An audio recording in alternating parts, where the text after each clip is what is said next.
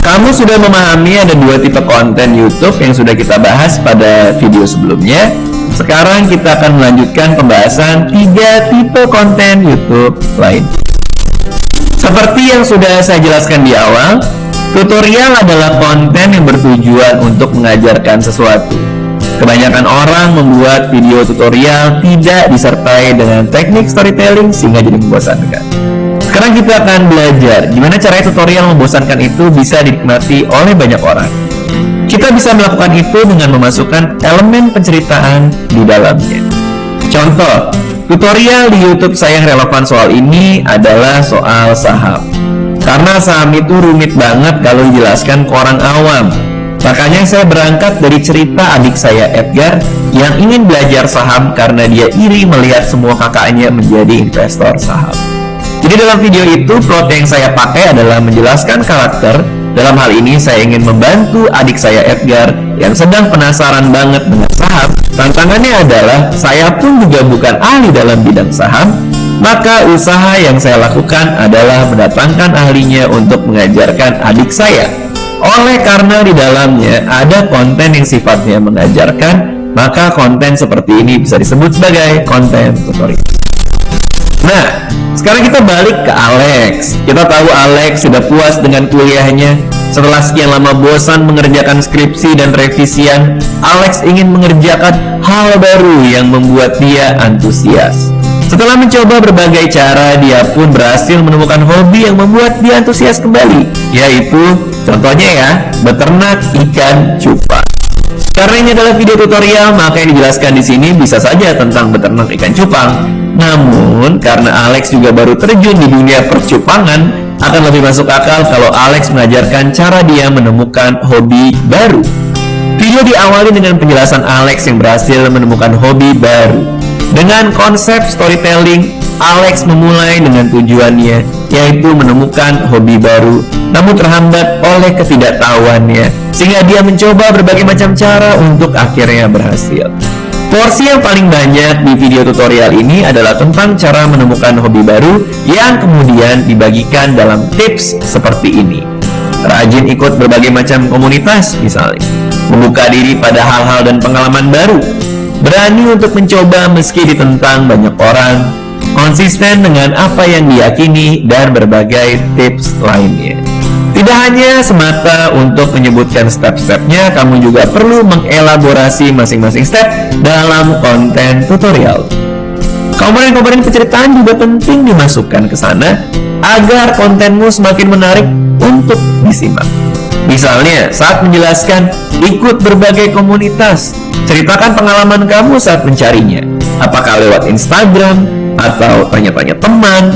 Lalu kalau ada komunitas yang kamu coba ikuti tapi absurd misalnya, bisa juga kamu ceritakan untuk memberikan emosi yang berbeda di cerita kamu. Oke, kita lanjut ke konten video challenge. Konten yang terbilang mudah mendatangkan viewers bila dikemas dengan apik. Biasanya konten seperti ini lebih mengedepankan tren apa yang sedang happening pada kurun waktu tertentu. Video challenge justru sudah menjadi konten yang sangat asik untuk dimasukkan ke dalam format storytelling. Kenapa? Karena di sana semuanya sudah jelas. Ada karakter, tujuan, halangan, atau tantangan, dan stake. Nah, videonya isinya usaha supaya menang challenge tersebut. Saya lebih suka membuat video challenge yang ada stake-nya. Contoh video challenge terbaru yang pernah saya buat di YouTube adalah challenge tebak rasa buah berhadiah 5 juta. Stake-nya berarti di 5 juta rupiahnya. Kalau mereka gagal artinya nggak dapat duit. Saya bermain dengan 3 komedian dan ketiganya memiliki cara sendiri untuk memecahkan masalahnya, sehingga kelucuan-kelucuan yang timbul juga natural. Jika dibedah dengan teknik storytelling, kira-kira penjabarannya seperti ini. Karakter, 3 komedian. Tujuan, bisa menebak rasa buah yang benar. Halangan, buah sudah dijus dan dicampur. Stake-nya, kehilangan kesempatan mendapatkan uang tunai sebesar 5 juta rupiah. Nah, itu dia contoh video challenge yang membuat komponen-komponen storytelling di dalamnya. Ketimbang membuat challenge yang biasa aja, misalnya challenge make upin pacar, seorang cowok merias wajah ceweknya, tapi nggak ada stake-nya, nggak ada story-nya, atau kenapa mereka melakukan itu. Hasilnya kontennya jadi kurang tajam dan menantang. Gimana? Udah ada bayangan kan tentang bikin video challenge yang bercerita? Sekarang coba praktekkan di konten sosial media kamu. Sekarang kita kembali ke kasus Alex. Alex ini kan bucin ya. Nah, pacarnya ini punya geng dan Alex pengen akrab juga dengan mereka. Akhirnya Alex mengadakan challenge seru-seruan dengan pacar dan gengnya, juga dengan pacar mereka masing-masing.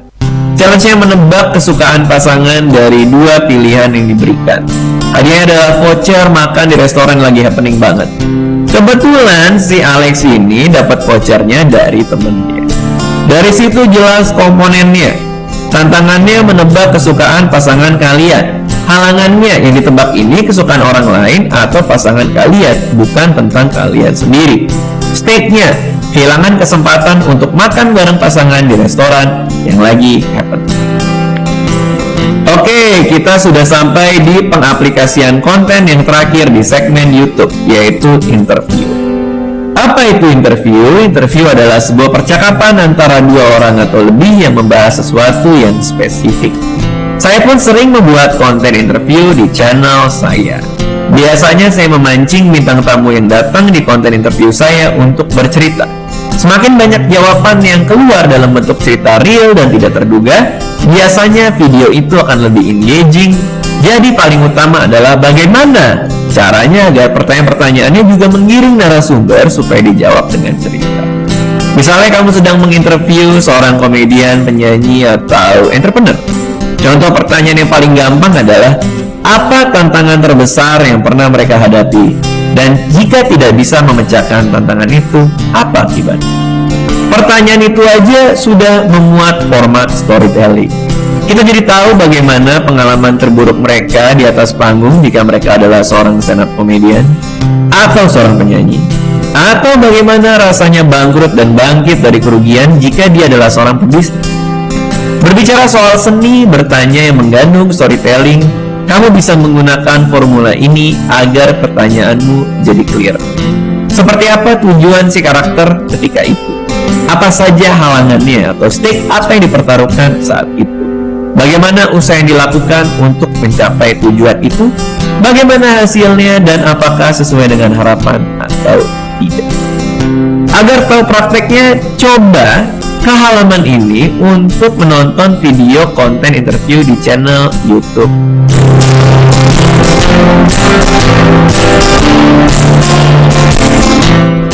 Kembali lagi nih ke si Alex nih.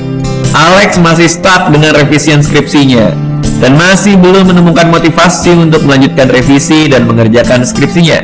Tapi Alex juga dapat tekanan dari orang tuanya yang meminta dia buat cepat-cepat menyelesaikan kuliahnya. Akhirnya Alex kepikiran buat mengundang public figure yang bisa menyelesaikan kuliahnya setelah sempat ketunda. Di videonya Alex menanyakan pertanyaan-pertanyaan yang akhirnya menjadi konten storytelling itu sendiri.